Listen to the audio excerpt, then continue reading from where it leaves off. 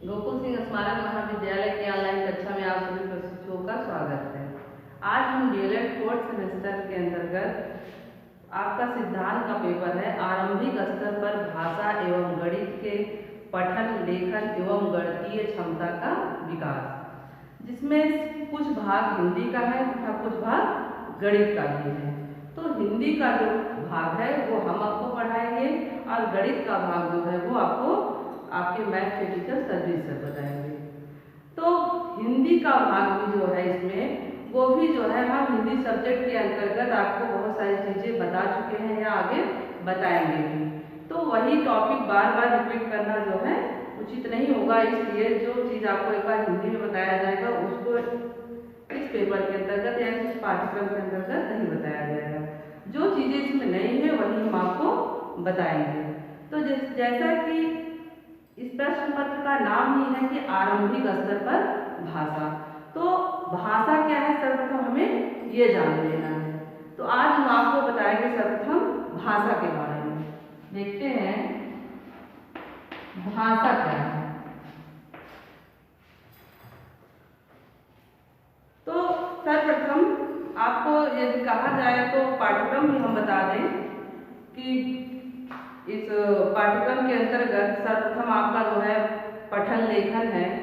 पठन लेखन का अर्थ, महत्व, फिर उसके उद्देश्य और उसकी उपयोगिता के बारे में बताया गया है। दूसरा है आपका वर्ड, शब्द, वाक्य। तो वर्ड, शब्द ये सब हम आपको पिछले वीडियो में बता भी चुके हैं, तो इसका पुनः जो है वीडियो नहीं बनाया जाएगा या आपको दोबारा नहीं पढ़ाया जाएगा। तीसरा है ध्वनि का अध्ययन। उसके बाद है स्वरों, व्यंजनों तथा व्यंजन समूहों को सुनकर समझना। अगला पाठ है आपका सिलेबस में कविता, कहानियों, लोकगीतों आदि में निहित भावों का वर्णन। उसके बाद है हिंदी अंग्रेजी की सभी ध्वनियों, स्वरों, व्यंजनों का शुद्ध उच्चारण। फिर है लिपि की सभी ध्वनियों के लिपि संकेतों को पहचान कर शुद्ध रूप में पढ़ना। उसके बाद है विराम चिन्ह। विराम चिन्ह के बाद है विलोम शब्द, समानार्थी, तुकार्थ, अर्थकार्थ तथा समान ध्वनियों वाले शब्दों को पहचानना एवं पढ़ना। उसके बाद है लिपि संकेतों, स्वर, व्यंजन, मात्राएं, संयुक्त वर्णों को सुडौल तथा आकर्षक रूप में लिखना। और उसके बाद अगला है अनुनासिक ध्वनियों के लिपि संकेतों को शुद्धता के साथ लिखना। इसके बाद ये आ जाता है आपका गणित का भाग, जो कि हम इसके अंतर्गत नहीं पढ़ाएंगे। ठीक, तो सर्वप्रथम आज हम जान लें भाषा। तो जैसा कि आप सब जानते हैं कि भाषा वह साधन होता है या भाषा ऐसी वो भाषा व साधन होता है जिसके द्वारा मनुष्य बोलकर, सुनकर, पढ़कर या लिखकर अपने मन के भावों को एक दूसरे के साथ व्यक्त करता है। यह स्पष्ट ये कहेंगे कि भाषा के माध्यम से ही मनुष्य अपने विचारों को दूसरों तक तथा दूसरों के भावों तथा विचारों को समझता है। यह भाषा के आविर्भाव से ही संभव हो पाया है, अन्यथा चाहे मनुष्य हो या पशु पक्षी हो, सबकी अपनी अपनी भाषा होती है, लेकिन व्यक्त करने का जो माध्यम है वो सिर्फ मनुष्य के पास ही है। कहने का तात्पर्य यह है कि इस संसार में जो भी प्राणी है वो जो है अपने अपने विचारों को या अपने अपने मन के भावों को व्यक्त करने का प्रयास अवश्य करते हैं, लेकिन मनुष्य के पास ये क्योंकि विचारों की अभिव्यक्ति करने का साधन जो है वह भाषा है, तो भाषा के कारण हम जो है अपनी बात को बोलकर, कहकर व्यक्त कर सकते हैं। जैसा कि भाषा शब्द ही संस्कृत के भाग धातु से बना है, जिसका अर्थ होता है बोलना या कहना। तो सर्वप्रथम हम जानेंगे कि भाषा संस्कृत के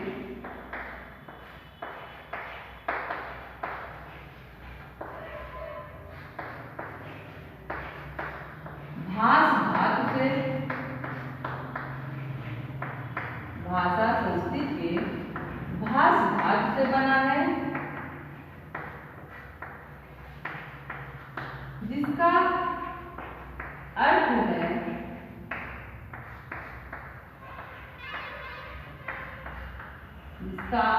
है बोलना या कहना।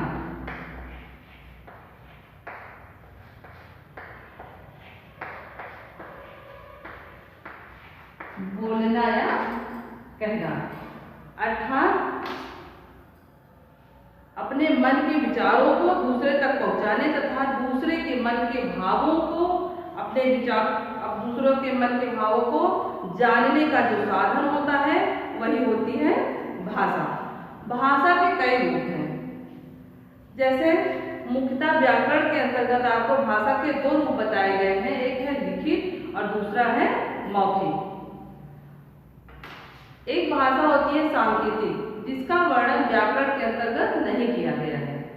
मौखिक भाषा वो होती है जब हम अपने मन की बात को सर्वप्रथम हम ये जाने की भाषा के प्रकार हैं। भाषा के प्रकार या रूप रहेंगे। तो भाषा के मुख्यतः दो रूप हैं। पहला है मौखिक भाषा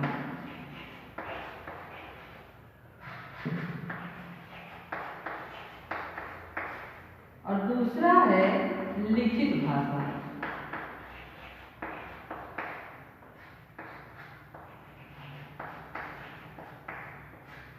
जैसा हम पहले ही आपको बता चुके हैं कि व्याकरण के अंतर्गत सिर्फ दो ही भाषाओं का वर्णन किया गया है, मौखिक और लिखित।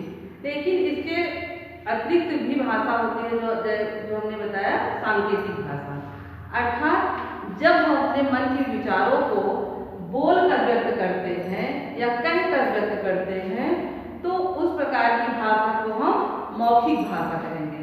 मौखिक भाषा का प्रयोग जैसे हम किसी बात विवाद प्रतियोगिता में हैं या अंताक्षरी खेल रहे हैं, ऐसी कई संस्थाएं होती है, जैसे भाषण देना हुआ, तो इस प्रकार जब हम कोई बात कहते हैं या अपने मन के विचार प्रकट करते हैं तो वह हम मौखिक रूप से करते हैं, वह मौखिक भाषा कहलाती है। और यदि उसी बात को या अपने मन के विचार को हम लिख कर व्यक्त कर देते हैं तो वह लिखित भाषा कहलाती है। क्योंकि मौखिक भाषा जो होती है वह अस्थायी होती है। अस्थायी का मतलब ये हुआ कि जो बात हम जैसे अभी बोल रहे हैं तो हमारी बात जैसे खत्म हुई वहीं पे हमारी भाषा समाप्त हो गई। बात खत्म होते ही मान लीजिए उसका अस्तित्व खत्म। लेकिन जो बात हम कह रहे हैं उसको लिखित रूप यदि दे देते हैं या अपनी बात को हम लिख देते हैं तो वो अस्थायी हो जाती है।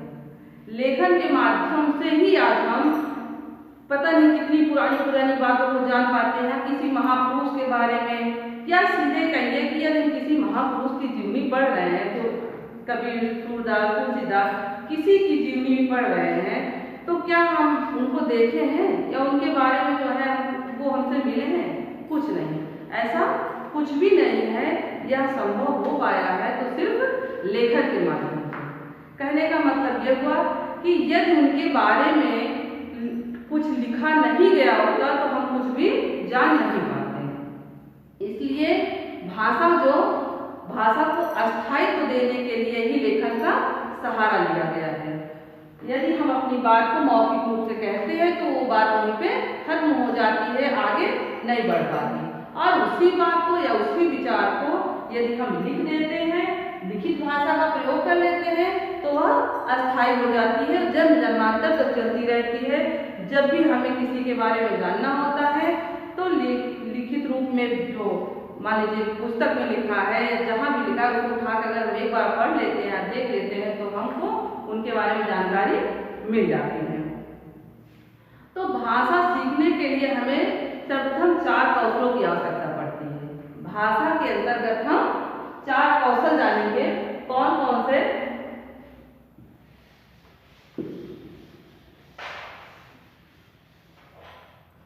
भाषा सीखने के लिए हमें 4 कौशलों की आवश्यकता पड़ती है। जो है पहला है श्रवण कौशल। श्रवण कौशल और दूसरा है वाचन कौशल। वाचन कौशल। तीसरा कौशल है पठन कौशल। पठन कौशल और चौथा है लेखन कौशल। लेखन कौशल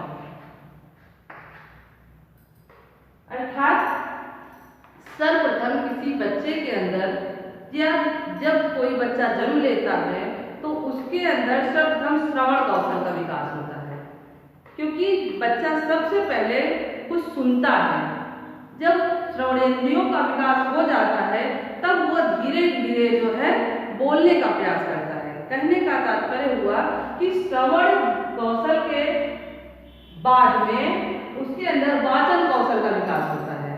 जब श्रवण कौशल में श्रवण कौशल का विकास हो गया तब वह कुछ ना कुछ बोलने का प्रयास करता है, जिसमें वो गूंगा बलबलाना कुछ ना कुछ जो है शुरू कर देता है, जिससे हमें यह समझ में आने लगता है कि अब यह बच्चा जो है वह बोलने का प्रयास करने लगा है।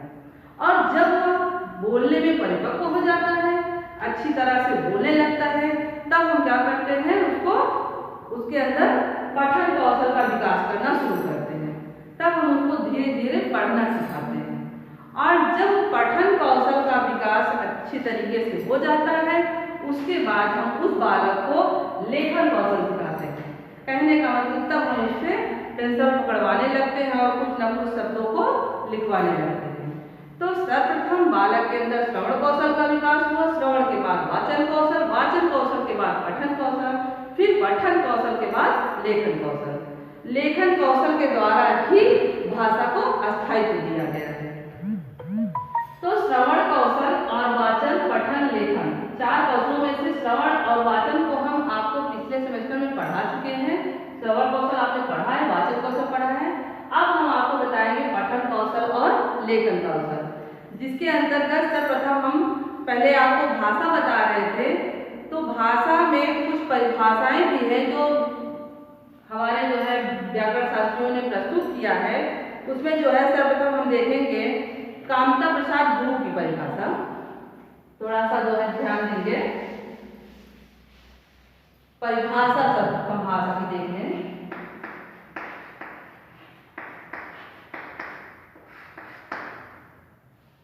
कामता प्रसाद गुरु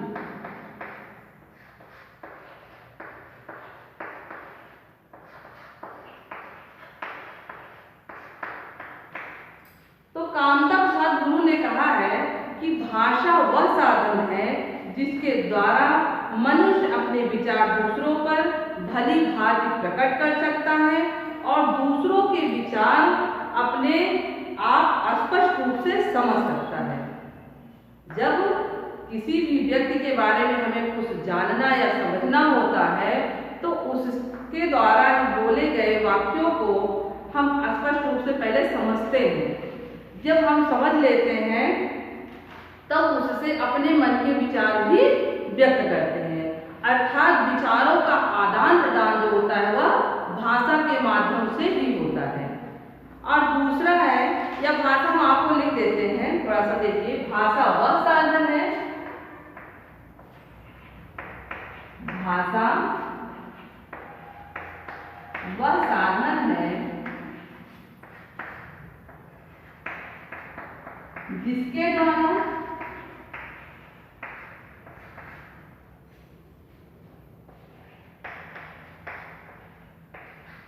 भाषा वह साधन है जिसके द्वारा मनुष्य अपने विचार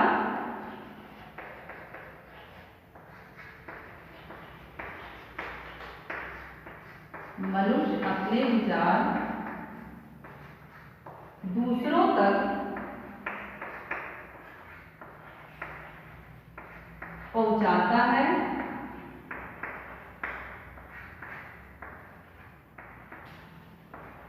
तथा दूसरों के विचार तथा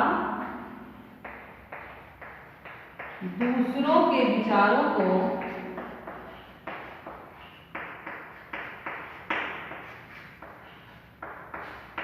भली भांति समझता है।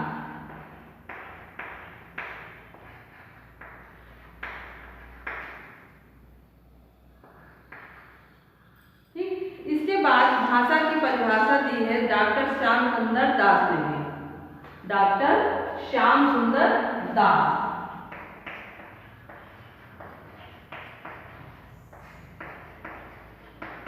इस प्रकार से अलग अलग जो है लेखकों ने या व्याकरण शास्त्रियों ने अपने अपने आधार पर भाषा को परिभाषित किया है। तो डॉक्टर श्याम सुंदर दास जी ने भाषा को परिभाषित करते हुए कहा है कि मनुष्य और मनुष्य के बीच वस्तुओं के विषय में अपनी अपनी इच्छा या अपने अपने विचार साधनों का प्रयोग या अपनी अपनी इच्छा का आदान प्रदान करने के लिए जिन साधनों का प्रयोग किया जाता है उसे ही भाषा कहते हैं। कहने का तात्पर्य हुआ कि मान लीजिए एक व्यक्ति दूसरे व्यक्ति से किसी वस्तु के बारे में या किसी वस्तु के विषय में अपनी अपनी इच्छा प्रकट कर रहा है, तो जिस माध्यम से वह अपनी अपनी इच्छा प्रकट कर रहा है वही माध्यम साधन है, वही माध्यम भाषा है। इसी प्रकार से बाबू राम सक्सेना ने भी भाषा को परिभाषित किया है। बाबू राम सक्सेना ने भाषा को परिभाषित करते हुए कहा है कि जिन ध्वनि चिन्हों द्वारा मनुष्य अपने विचार या मनुष्य अपने परस्पर विचारों का आदान प्रदान करता है या परस्पर विचार विनिमय करता है उसे ही भाषा कहते हैं। तो भाषा के अंतर्गत आप कम से कम 2-3 परिभाषाओं को सर्वप्रथम जान लें या समझ लें, क्योंकि भाषा की परिभाषा भी जो है आपसे पूछी जा सकती है। तो भाषा के सर्वप्रथम जान लें कि अंग कितने हैं। तो भाषा के अंग 5 होते हैं या 5 तत्वों से मिलकर ही भाषा की या भाषा का क्या कहते हैं आविर्भाव होता है। जैसे सर्वप्रथम है ध्वनि या अक्षर, उसके बाद है शब्द, शब्द के बाद रूप, फिर वाक्य और अर्थ। कहने का मतलब शब्द, ध्वनि, अक्षर और शब्द, रूप, वाक्य, अर्थ से मिलकर बनी है हमारी भाषा। भाषा के अंतर्गत आपने जो है 2 रूप देखे, मौखिक और लिखित। इसके अतिरिक्त भी हमने आपको बताया कि सांकेतिक भाषा भी होती है। अब जानेंगे भाषा की विशेषता। भाषा का अर्थ जाना आपने, परिभाषा देखा, उसके बाद हम जानेंगे या भाषा के रूप भी देखें। एक चीज और आपको हम दिखा देते हैं, भाषा के अंग।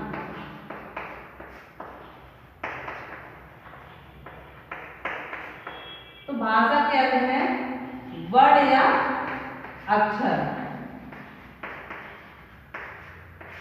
दूसरा है शब्द,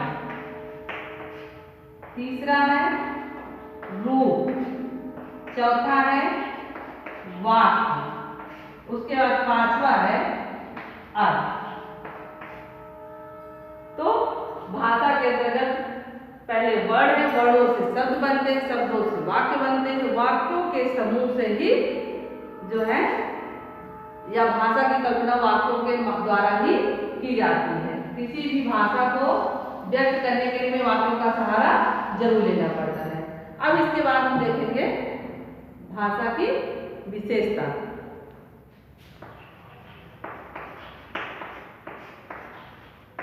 भाषा की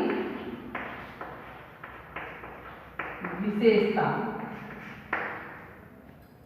जैसा कि हम जानते हैं कि भाषा का हमारे जीवन में बहुत बड़ा महत्व है, भाषा की विशेषता बहुत अधिक है। यदि भाषा न होती तो ये सारा संसार जो है वो गूंगों की विराट बस्ती बन जाता।